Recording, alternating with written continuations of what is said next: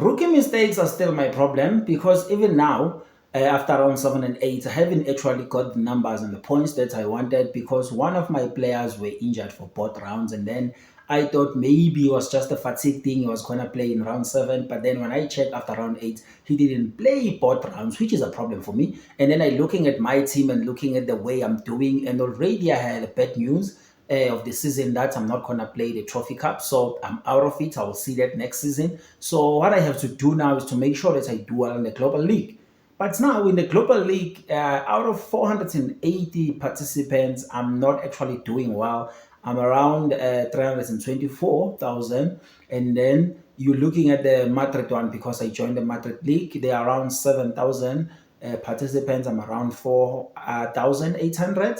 And then in South African League, there's 19 of us in the league. I'm number 7.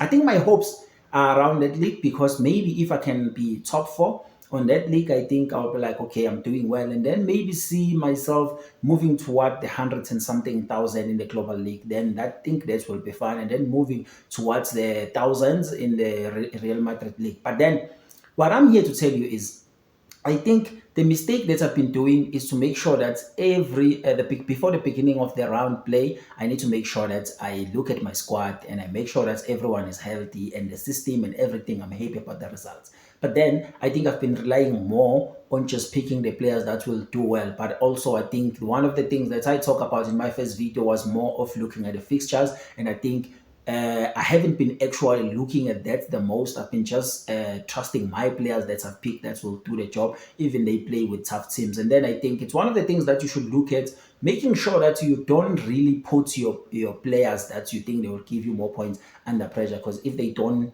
do that, it's going to be a problem. Because I mean, after every round, you will get around 4 drafts, so you can move your teams around and move people around and give people different responsibilities. But then I think for the time being, I'm more of a loyal guy. I've been trying to give my players more chance, especially Nadir has been like my favorite pick since the start of the season. So he started in my 6 man and now is in my backcourt starting lineup. So I think he's gonna stay there. He's still doing well. And then the other guys as well are doing well in my team. So I think looking at my team, I will just look at the situation of Nora just to find out if it's injured, he's not going to play for round 9. If he's not going to play for round 9, that means I need to find another forward. And then I'm thinking of going back to Mirotic, but he didn't actually give me anything. So I will update you before round 9 starts who exactly I think will be the guy for me to pick to going forward. And then the issue of coach. My coach actually didn't give me enough points actually in this past 2 rounds, and I think it's one of those things where I also don't really want to change my coach because I think the budget that I have for coach, he's a good guy. So I'm not going to be trying to change coaches around each and every round unless maybe we go to like top 4 and then we have to change some of the coach because some of the coach won't be playing in that round. So yeah, I think at the moment I still have enough of the players, enough of the trust in him that he will do well because I think the team also is doing well.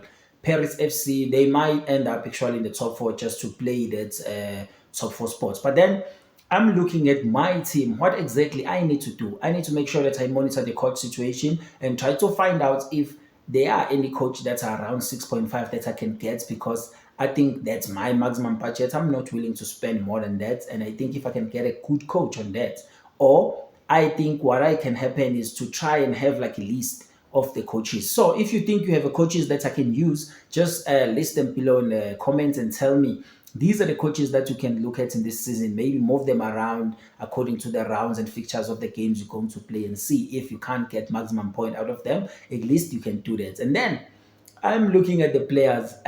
Most of the time, my players won't actually go around because I think I love the players that pick until they show me something else like Nora, like didn't play the 2 rounds, which was the cost on my side. So I need to make sure that I look into that. But then, besides that, I think so far I'm doing well. And then if you've been following the series since the start, comment in the comment section below and let me know what you think I should do with my team. And then what do you think maybe the coaches I should actually pick to make sure that I get all the maximum point for the coaches, because that's where sometimes in the rounds I struggle. But now make sure that you click that like button, share, comment and subscribe, and then I'll see you on the next one when I update you what my squad's going to look like for round 9.